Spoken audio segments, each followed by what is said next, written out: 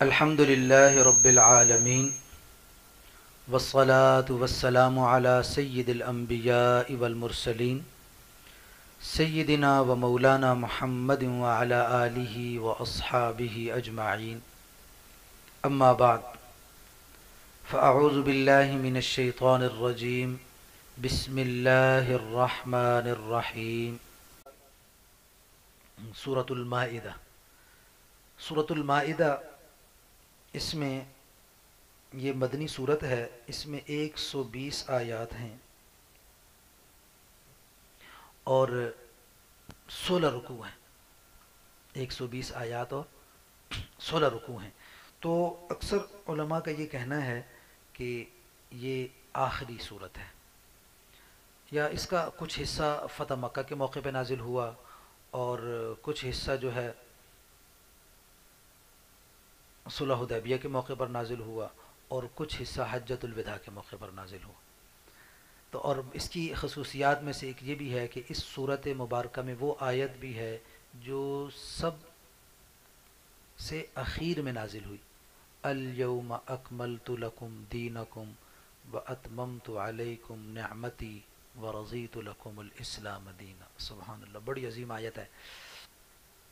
بلکہ اس آیت کے بارے میں ایک واقعہ عجیب کتابوں میں ہے کہ جب یہ آیت ایک یہودی نے سنی تو وہ حضرت عمر رضی اللہ تعالیٰ عنہ سے کہنے لگا کہ اگر یہ آیت ہم پر نازل ہوتی تو جس دن یہ آیت نازل ہوئی تھی نا، ہم اس دن کو یوم عید قرار دے دیتے، ہم اس دن عید مناتے.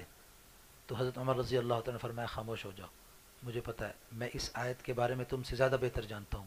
مجھے یہ بھی پتہ ہے کہ یہ صورت کب نازل ہوئی، یہ آیت کب نازل ہوئی، کس دن نازل ہوئی اور کس وقت نازل ہوئی. پھر فرمایا کہ یوم عرفہ کے دن، جمعۃ المبارک کے دن شام کو یہ آیت نازل ہوئی. تو گویا کہ تم یہ چاہتے ہو کہ تم ایک عید بناؤ، اللہ نے ہمیں اس دن 2 عیدیں دے دیں ایک ہی دن میں، یوم عرفہ کا دن اور اوپر سے جمعۃ المبارک کا دن. تو یہ آیت اس دن نازل ہوئی، الیوم اکملت لکم دینکم، کہ اللہ تبارک و تعالی فرما رہے ہیں کہ ہم نے تمہارے لیے دین کو مکمل کر دیا. واتممت علیکم نعمتی، اور میں نے تم پر اپنی نعمت کو کامل مکمل کر دیا. ورضیت لکم الاسلام دینا، اور میں نے تمہارے لیے اسلام کا دین جو ہے، اس دین اسلام، وہ میں نے تمہارے لیے محبوب اور پسند کر لیا. تو اس لیے ہمیں اس پر فخر ہونا چاہیے اور اس پر ہمیں خوشی ہونی چاہیے کہ، اور اس پر اللہ رب العالمین کا شکر بجا لانا چاہیے کہ اللہ نے ہمیں دین اسلام عطا فرمایا ہے. اور دین اسلام کے مطابق اب ہم مزید کوشش کریں کہ اپنی زندگیوں کو مکمل دین اسلام کے مطابق ڈھالنے کی. اور اس کے بعد پھر پاکی حاصل کرنے کا، اس سے پہلے جو ہے نا ایک آیت ہے جس میں حلت و حرمت، کھانے پینے کی چیزوں کا مسئلہ ہے کہ کچھ چیزیں ایسی ہیں جو اللہ نے بالکل حرام قرار دے دی، بالکل حرام ہیں، منع ہیں. حرمت علیکم المیتۃ والدم ولحم الخنزیر وما اہل لغیر اللہ بہ. یہ کچھ چیزیں ایسی ہیں کہ جو اللہ نے، خون ہے، مردار ہے، اور وہ چیز بالخصوص جس پر اللہ کے علاوہ کسی اور کا نام لیا جائے، کسی اور کی خوشنودی اور رضا کے لیے اس کو ذبح کیا جائے جانور کو، یا کوئی اور بھی چیزیں خرچ کی جائے، یہ بالکل حرام ہے. اور یہ ہر اعتبار سے، طبی اعتبار سے، اخلاقی اعتبار سے اور اسلامی اعتبار سے، سب سے بڑھ کر اسلامی اعتبار سے یہ نقصان ہے. تو اب ظاہر ہے کہ جب حرام کھائیں گے تو جو وجود، جو باڈی جو ہے نا وہ حرام سے پلے گی، تو وہ اللہ کی اطاعت اور فرما برداری کیسے کر سکتی ہے؟ وہ جسم اللہ کی اطاعت اور فرما برداری پہ کیسے کھڑا ہو سکتا ہے؟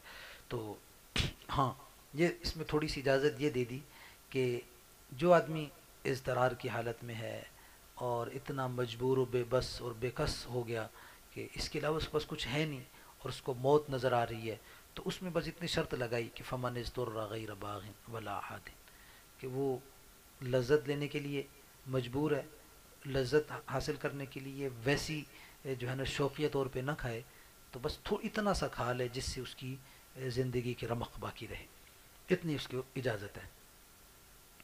اور اس کے بعد پھر پاکی کا مسائل ہیں کہ اللہ تبارک و تعالی قرآن میں ہے نا، ان اللہ یحب التوابین و یحب المتطہرین. توابین کو اللہ بہت پسند کرتے ہیں، اور متطہرین کو، توبہ کرنے والے اور پاکیزگی حاصل کرنے والے. جس طرح ایک روایت میں آتا ہے کہ رسول کریم صلی اللہ علیہ وسلم تشریف لے جا رہے تھے تو شیطان سے ملاقات ہوگی، ابلیس سے. حضور علیہ السلام نے پوچھا کہ تمہارا سب سے بڑا دشمن کون ہے؟ تو اس نے حضور علیہ السلام کی طرف اشارہ کر کے کہا آپ سب سے بڑے دشمن تو آپ ہیں میرے. تو حضور علیہ السلام نے فرمایا اچھا اس کے بعد تو وہ کہنے لگا کہ اس کے بعد میرا سب سے بڑا دشمن وہ ہے جو ہمیشہ باوضو رہتا ہے. تو قرآن میں اللہ کیا فرماتے ہیں کہ یا ایہا الذین آمنوا اذا قمتم الى الصلاة فاغسلوا وجوہکم وایدیکم الى المرافق وامسحوا برؤوسکم وارجلکم الى الکعبین وَإِن كُنتُمْ جُنُبًا فَاطَّهَّرُوا وَإِن كُنتُمْ مَرْضَىٰ أَوْ عَلَىٰ سَفَرٍ أَوْ جَاءَ أَحَدٌ مِّنكُم مِّنَ الْغَائِطِ أَوْ لَامَسْتُمُ النِّسَاءَ. کہ اب یہ دیکھیں انسان کو دو طرح کی نجاستوں سے واسطہ پڑتا ہے. ایک چھوٹی نجاست کہلاتی ہے، ایک بڑی نجاست کہلاتی ہے. چھوٹی نجاست وہ ہے جو انسان بول و براز کرتا ہے، بیت الخلاء باتھ روم میں جا کے قضاء حاجت کر کے آتا ہے. اور بڑی نجاست کیا ہے؟ جس سے غسل لازم ہو جاتا ہے. تو ان دونوں صورتوں میں فوراً پاکیزگی حاصل، طہارت حاصل کریں. اس کے لیے کیا ہے؟ چھوٹی نجاست کے لیے کیا ہے کہ بھئی پانی سے جو ہے وہ طہارت حاصل کرنا، اور اس کے بعد وضو کا اعضائے جسم جو دھونے والے ہیں، چہرہ ہے، ہاتھ ہے، سر کا مسح ہے اور پاؤں ہے، اس سے جس انسان پاک ہو جاتا ہے، انسان اس سے پاک ہو جاتا ہے. اور اگر غسل لازم ہو گیا تو اس کے لیے سارے جسم کو دھونے سے انسان کا جسم پاک ہو جاتا ہے. اور حدیث پاک میں فرمایا کہ جو انسان وضو کرتا ہے نا، وضو، تو جس طرح اس کا ظاہر پاک ہوتا ہے اس کا باطن بھی پاک ہو جاتا ہے. حتیٰ کہ جب وہ وضو کر کے آسمان کی طرف یوں دیکھ کر، نظر اٹھا کر، اشہد ان لا الہ الا اللہ و اشہد ان محمدً عبدہ و رسولہ یہ پڑھتا ہے تو اس کے سارے گناہ معاف ہو جاتے ہیں اور اس کے لیے جنت کے 8 دروازے کھل جاتے ہیں. اب آپ اندازہ فرمائیں کتنی زبردست پاکیزگی اور طہارت حاصل ہوتی ہے اور کتنا یہ محبوب عمل ہے. تو یہ اس صورت میں ہے کہ جب آپ کے پاس پانی ہے. چونکہ اسلام تو آسان ہے نا، دین اسلام جو ہے یہ آسانی کا نام ہے، اور اسلام یہ نہیں چاہتا کہ یرید اللہ بکم الیسر ولا یرید بکم العسر. اللہ تمہارے لیے آسانی چاہتے ہیں، تنگی نہیں چاہتے.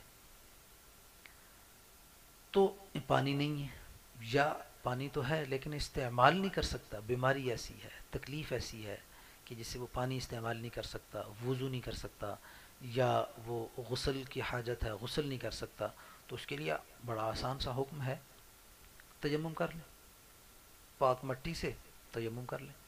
اور تیمم میں صرف اتنا آسان، وضو کے لیے تو کلی کرنا، ناک میں پانی ڈالنا اور چہرہ دھونا، بازو دونوں ہاتھ کونیوں سمیت دھونا، مسا سر کا کرنا، پاؤں دھونا، یہ تو بڑا لمبا کام ہے. اگر پانی نہیں ہے تو مسا ضربت ہے، بس دو ہی، ایک دفعہ یوں ہاتھ مار کے مٹی پر لگا کے ہلکا سا یوں جھاڑ لیں تاکہ وہ مٹی اس پر جمی نہ رہے. تو چہرہ جو دھونے والا ہے اس پر ہاتھ دونوں پھیر لینا، بس کوئی جگہ خالی نہ رہے، بس اتنی سی بات ذہن میں رہے. اور دونوں ہاتھ کونیوں سمیت ہاتھ پھیر لینا، بس کوئی جگہ خالی نہ رہے جس پر یہ ہاتھ نہ پھرے.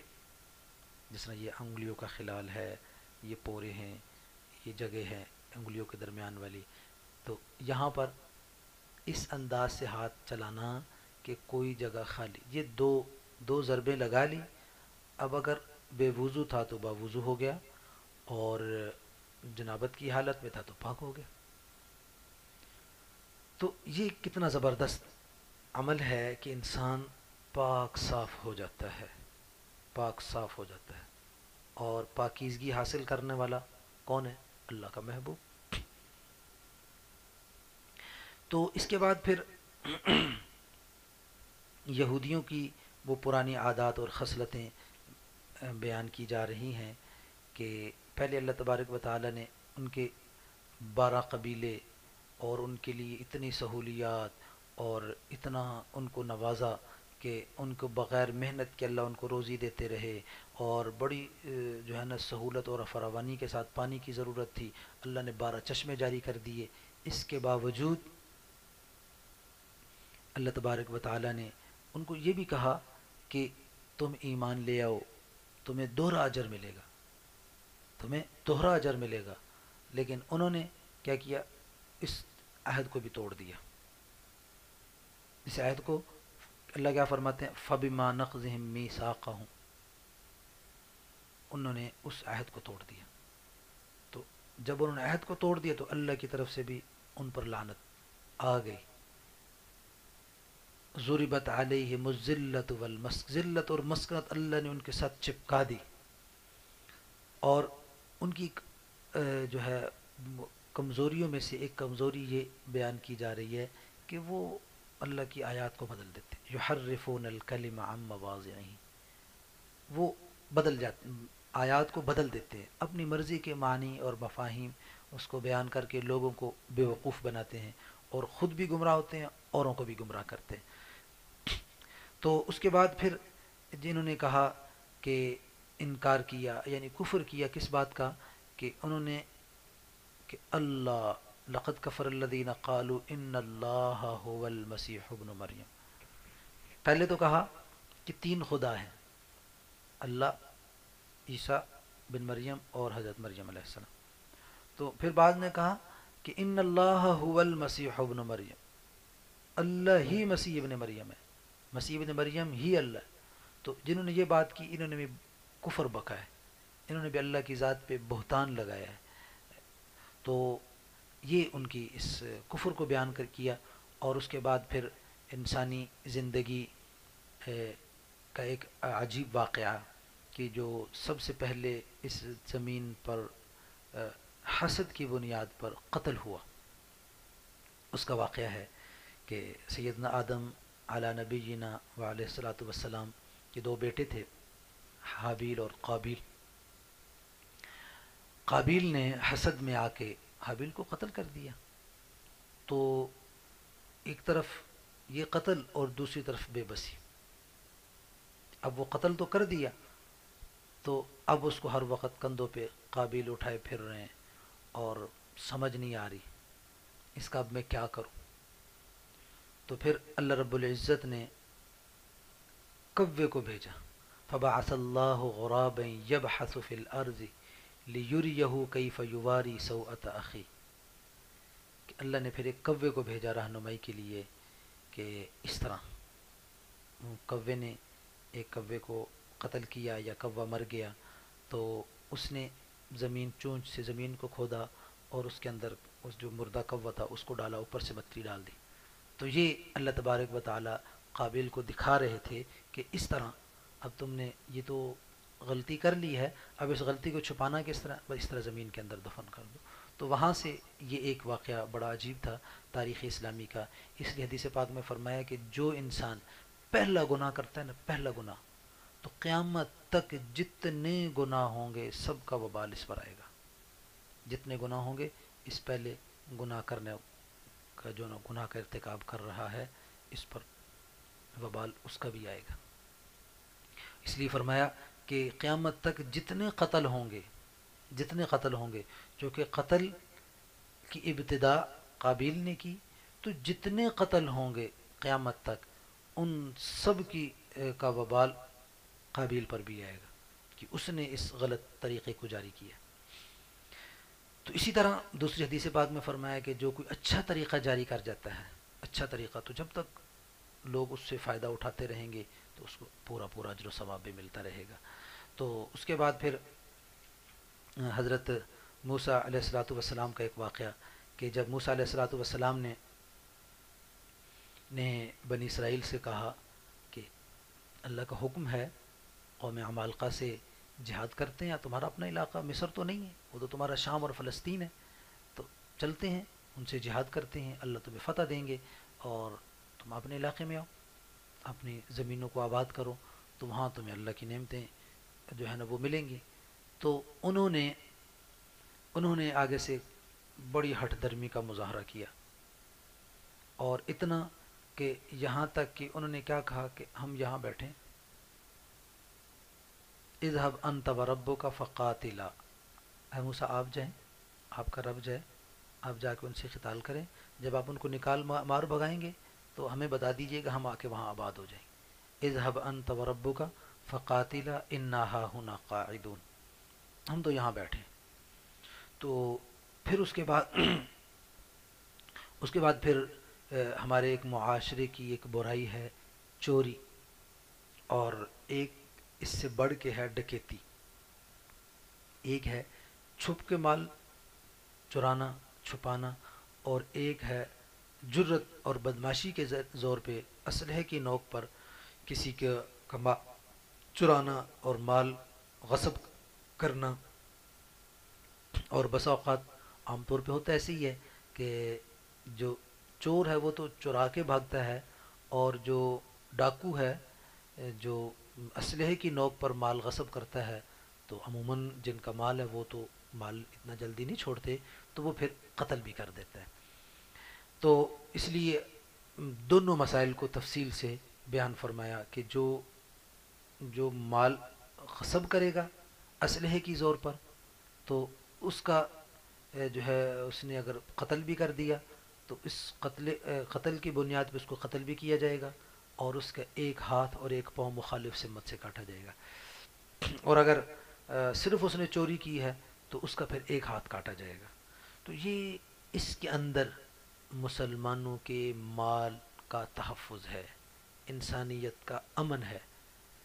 یہ اللہ تبارک و تعالیٰ کی طرف سے ایک طے شدہ حکم ہے، اور یہ وہ اس رب العالمین کی طرف سے ہے کہ جو 70 ماؤں سے زیادہ محبت کرتا ہے، جو 70 ماؤں سے زیادہ محبت کرنے والا ہے، اور وہ یہ چاہتا ہے کہ میری مخلوق یعنی انسانیت میں امن رہے، کسی کی آبرو خراب نہ ہو، کسی کا مال ضائع نہ ہو، کسی کی جان ضائع نہ ہو۔ تو اس پر اتنا سخت اللہ رب العالمین ناراض ہوتے ہیں جو کسی کے مال پہ ہاتھ ڈالے، کسی کی آبرو پہ ہاتھ ڈالے، وہ چوری کے ساتھ ہو، غصب کے ساتھ ہو، بدماشی کے ساتھ ہو۔ تو اس کا سدباب اتنا کیا کہ اتنا زبردست کہ ایک دو بس ایک دو مرتبہ حد نافذ ہوتی ہے، پورے علاقے میں امن قائم ہو جاتا ہے۔ تو آج پوری دنیا پریشان ہے، بد امنی کا شکار ہے، چوری کا شکار ہے، غصب کی شکار ہے، ہاں جی، کسی کی جان محفوظ نہیں، کسی کی آبرو محفوظ نہیں، کسی کا مال محفوظ نہیں۔ تو یہ سب اب اس بات کے متمنی اور آرزو مند ہیں کہ اسلام کو نافذ کیا جائے۔ جب اسلام آئے گا قانون کی شکل میں، انسانیت پہ لاگو ہوگا، تو اس سے امن ہوگا، اور اس سے جو ہے نا آبرو بھی محفوظ، مال و جان بھی محفوظ، اور انسانیت سکھ کا سانس لے گی۔ تو جب تک اسلام نہیں آتا تو ایسی بد امنی رہے گی۔ تو یہ اللہ تبارک و تعالی نے یہ حکم دیا کہ والسارق والسارقۃ فاقطعوا ایدیہما جزاء بما کسبا نکالا من اللہ۔ تو یہ بدلہ ہے جو انہوں نے کیا۔ تو اس کے بعد پھر اللہ رب العالمین کی طرف سے یہ حکم دیا جا رہا ہے کہ جان کے بدلے میں جان ہے، جو کسی کا جتنا نقصان کرے گا اتنا ہی اس سے جو ہے نا اس سے بدلہ لیا جائے گا۔ اصل میں ہوا اس طرح کہ جس طرح اب بھی ایسے ہی ہوتا ہے کہ کوئی بدماش، کوئی جاگیردار کسی غریب بیچارے کو قتل کر دے، اور وہ جب عدالت میں جاتا ہے تو جب وہ دیکھتا ہے کہ اب میں پھنس رہا ہوں، تو وہ کیا کرتا ہے، وہ اس پہ اپنی مرضی سے دھونک دھانسلی کے ساتھ تھوڑے بہت پیسے دے کے دیے، اور اوپر سے ڈرایا دھمکایا یہ پیسے لے لو ورنہ تمہیں بھی قتل کر دیا جائے گا۔ وہ اپنی جان بیچارہ وہ بچانے کے لیے، جو وارث ہے مقتول کا، وہ تھوڑے بہت پیسے لے کے کہتا ہے چلو ٹھیک ہے کچھ نہ کچھ تو آیا۔ لیکن اگر کوئی غریب آدمی کسی مالدار جاگیردار کو یا کسی بڑے کو پہ ہاتھ ڈال کے اس کو قتل کر دیتا ہے، تو وہ آگے سے ان کی نسلوں کو اجاڑ دیتے ہیں، ایک کی بجائے 20 قتل کر دیتے ہیں کہ اس کی جرت کیسی ہوئی. تو اسی طرح مدینہ طیبہ میں دو قبیلے تھے، ایک بنو قریظہ اور بنو نذیر. بنو قریظہ قبیلہ جو ہے یہ بڑا مالدار تھا، اور بنو نذیر قبیلہ جو ہے یہ ان کے اعتبار سے ذرا غریب لوگ تھے. تو انہوں نے بنو قریظہ نے اپنے اس دھونس دھاندلی کی وجہ سے، اپنی بدماشی کی وجہ سے یہ قانون طے کیا ہوا تھا کہ اگر تمہارا بندہ ہمارے بندے کو قتل کرے گا تو ہم اس سے قصاص بھی لیں گے، دیت بھی لیں گے. قصاص بھی لیں گے اور دیت بھی لیں گے. لیکن اگر ہمارے بندے نے تمہارے بندے کو قتل کر دیا تو صرف دیت ہوگی، قصاص نہیں ہوگا. تو اس لیے اب جب اسلام آ گیا، رسول کریم صلی اللہ علیہ وسلم مدینہ طیبہ تشریف لے گئے ہجرت فرما کے، تو اب ان کا ایک بندہ قتل ہو گیا بنو قریظہ کا. بنو نذیر نے قتل کر دیا. تو اب وہ اپنی اسی بدماشی پر کہ ہم بندہ بھی ماریں گے اور ڈبل دیت لیں گے، ہاں ڈبل دیت. تو اب ان کو پتہ تھا کہ بھئی حضور علیہ السلام نبی آ گئے ہیں، مسلمانوں کا بھی یہاں ایک اثر و رسوخ ہے. تو انہوں نے کہا کہ چلو ہم ادھر سے جا کے فیصلہ کرواتے ہیں، ادھر جو وہ فیصلہ کریں گے. تو بنو قریظہ کے کچھ لوگ جو ان کے خیر خواہ تھے، جو ان کی طرفداری کرنے والے تھے منافقین میں سے، ان سے جا کے کہا کہ تم جاؤ ذرا نا باتوں باتوں میں پوچھ لینا کہ جی ایسا معاملہ ہو جائے، ایسا معاملہ ہو جائے تو پھر اس کا کیا کرنا چاہیے. تو دیکھیں گے کہ اگر تو وہ ہماری مرضی کے مطابق ہوا تو ہم چلے جائیں گے ان سے فیصلہ کروانے کے لیے، اگر ہماری مرضی کے مطابق نہ ہوا تو ہم ان سے فیصلہ نہیں کروائیں گے. تو ابھی وہ آ ہی رہے تھے تو اللہ نے یہ قرآن میں نازل فرما دیا، وَكَتَبْنَا عَلَيْهِمْ فِيهَا أَنَّ النَّفْسَ بِالنَّفْسِ وَالْعَيْنَ بِالْعَيْنِ وَالْأَنْفَ بِالْأَنْفِ وَالْأُذُنَ بِالْأُذُنِ وَالسِّنَّ بِالسِّنِّ وَالْجُرُوحَ قِصَاص. تو دانت کے بدلے میں دانت، آنکھ کے بدلے میں آنکھ، ناک کے بدلے میں ناک، کان کے بدلے میں کان. تو بس جتنا زخم ہے اتنا، جتنا زخم دیا بس اتنا ہی اس کے بدلے میں زخم دیا جائے گا. تو کیا مطلب، یعنی برابر سرابر کا معاملہ ہے. اگر ایک طرف سے جتنی زیادتی ہوئی ہے دوسری طرف سے اتنا ہی بدلہ ہوگا. تو اب یہ اللہ تبارک و تعالی نے یہ بیان فرمایا کہ یہ صرف یہاں نہیں، پہلے بھی ایسے ہی تھا، ان کی تورات میں بھی یہی تھا. چونکہ یہودیوں کی ایک بری عادت یہ ہے کہ وہ خود یحرفون الکلم عن مواضعہ، وہ خود جو ہے وہ تحریف کرتے رہتے تھے. تو اس لیے یہاں پر اس واقعے کو اشارہ کر کے فرمایا کہ انسانیت کا تقاضا یہی ہے کہ عدل اور انصاف کو قائم رکھا جائے. عدل اور انصاف کو قائم رکھیں گے تو یہ دنیا باقی ہے.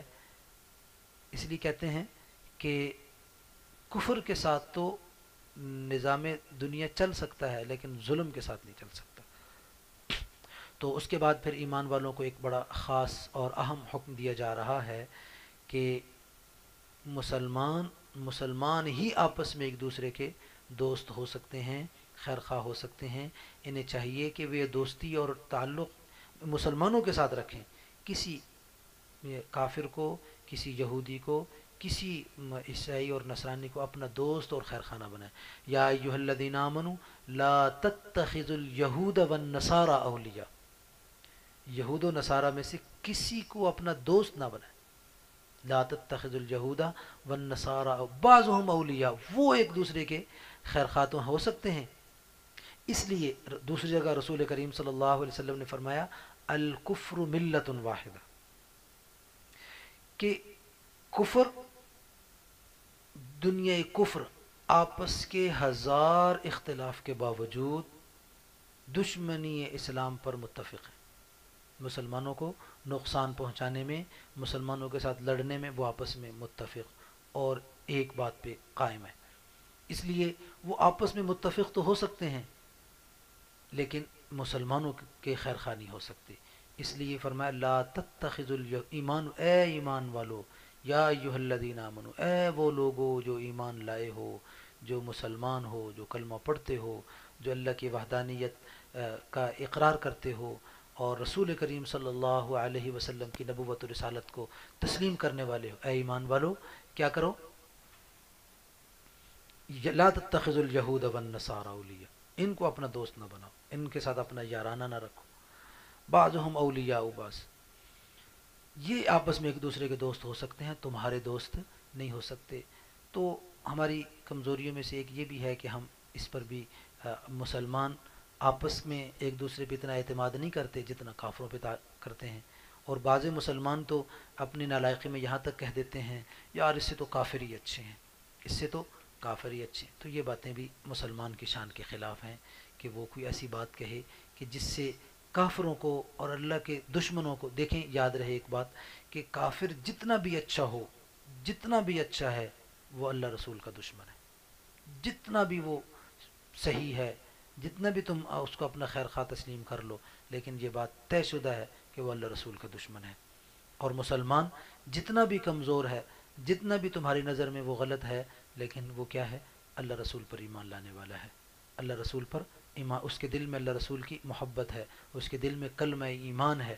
تو لہٰذا اس کی جب ایمان ہے تو باقی کمزوریوں سے چشم پوشی کی جا سکتی ہے، اور جب ایمان نہیں ہے تو اس کی کسی خوبی کی جو ہے نا اہمیت نہیں دی جا سکتی۔ تو اس کے بعد فرمایا کہ کچھ لوگ ہیں وہ ایمان کو چھوڑ دیتے ہیں، کفر اختیار کر لیتے ہیں۔ تو فرمایا کہ من یرتد منکم عن دینہ فسوف یأتی اللہ بقوم یحبهم ویحبونہ اذلۃ علی المؤمنین اعزۃ علی الکافرین، کہ جو آدمی کفر اختیار کرے گا، ارتداد اختیار کر لے گا، اسلام کو چھوڑ دے گا، تو اس کا اپنا نقصان ہے۔ جس نے اسلام چھوڑا تو اس نے اپنا نقصان کیا ہے۔ تو اگر کوئی یہ سمجھتا ہے کہ عزت وہاں جانے میں ہے، تو وہاں عزت نہیں ہے، عزت اسلام میں ہے۔ وَلِلَّهِ الْعِزَّةُ وَلِرَسُولِهِ وَلِلْمُؤْمِنِينَ، عزت اللہ کی ہے، اللہ کے رسول کی ہے، اور ایمان والوں کی ہے۔ تو عزت یہاں ہے، کفر میں عزت نہیں ہے۔ تو اس کے بعد پھر کافروں کا اور عیسائیوں کا اور یہودیوں کا وہ ایک بڑا نظریہ وہی ہے کہ جنہوں نے یہ کہا کہ بھئی تین خدا ہیں۔ لقد کفر الذین قالوا ان اللہ هو المسیح ابن مریم، لقد کفر الذین قالوا ان اللہ ثالث ثلاثہ۔ کس نے کہا کہ عیسیٰ ابن مریم خدا ہیں، انہوں نے بھی کفر کیا۔ پھر جنہوں نے کہا کہ اللہ تین خداؤں میں سے ایک ہے، اس کا کیا مطلب؟ یعنی دو خدا اور ہیں جن کو وہ تسلیم کر رہے ہیں۔ تو یہ دونوں باتیں یہ کافروں والی باتیں ہیں، تو اس کا اسلام کے ساتھ کوئی تعلق نہیں۔ اللہ وہ ہے جو وحدہ لا شریک ہے، جو ایک اکیلا ساری کائنات کا بنانے والا، پیدا کرنے والا، سب کو کی روزی پہنچانے والا، ان کی کفالت کرنے والا، موت و حیات کا مالک ہے، زمین و آسمان کو وہ ایک ہی رب ہے، کوئی اس کا شریک نہیں ہے، کوئی اس کا جو ہے وہ مشیر نہیں ہے۔ تو لہٰذا ایمان اللہ کی وحدانیت پر لانا، اللہ کو ایک تسلیم کرنا، یہ جو ہے وہ بہت لازم اور ضروری ہے، اس کے بغیر ایمان قابل قبول نہیں ہے۔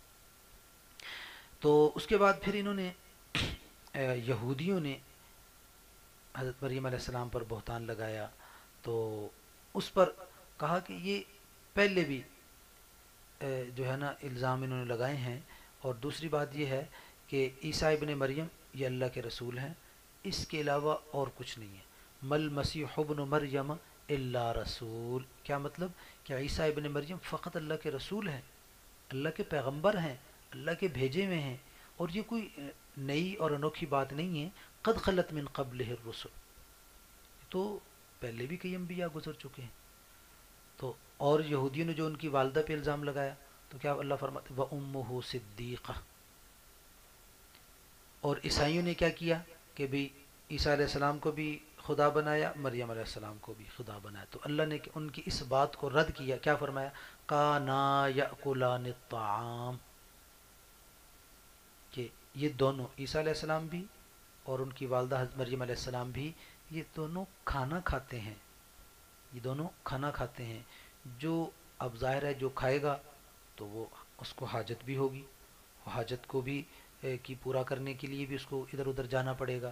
تو جو محتاج ہو کھانے کا، پھر کھانے کو نکال حاجت کا، تو جو محتاج ہو وہ خدا نہیں بن سکتا۔ تو یہ ایک ایسی عام فہم بالکل ذرا سی عقل و شعور رکھنے والا انسان بھی اس بات کو تسلیم کر سکتا ہے، اس کے بھی یہ دماغ میں یہ بات آ سکتی ہے کہ اللہ وہ ہے جو محتاج نہیں ہے کسی کا، جو ایک لمحہ اور لحظہ کے لیے بھی، ایک ذرے کا بھی جو محتاج بن جائے وہ اللہ نہیں ہو سکتا، وہ اللہ نہیں ہو سکتا۔ تو چونکہ ان کی بری عادتیں اور خصلتیں اتنی خطرناک حد تک تھیں کہ اللہ تبارک و تعالیٰ کی طرف سے ان پر لعنت آ گئی۔ اللہ کیا فرماتے ہیں، لعن الذین کفروا من بنی اسرائیل علی لسان داود و عیسی بن مریم، کہ اللہ نے داود و عیسیٰ علیہ السلام کی زبان پر ان بنی اسرائیل پر لعنت بھیجی۔ انہوں نے انبیاء کو قتل کیا، انہوں نے انبیاء کی شان میں گستاخیاں کی، انہوں نے انبیاء کی باتوں کا انکار کیا اور اللہ کی نازل شدہ کتابوں میں تحریف کی۔ تو یہ اتنے بڑے جرم ہیں کہ اللہ نے اپنے برگزیدہ پیغمبر داود علیہ السلام ان کی زبان پر بھی اور عیسیٰ علیہ السلام ان کی زبان پر بھی ان پر لعنت بھجوائی، علی لسان داود و عیسی بن مریم۔ کیوں؟ ذالک بما عصوا وکانوا یعتدون، کہ یہ حد سے بہت تجاوز کرنے والے۔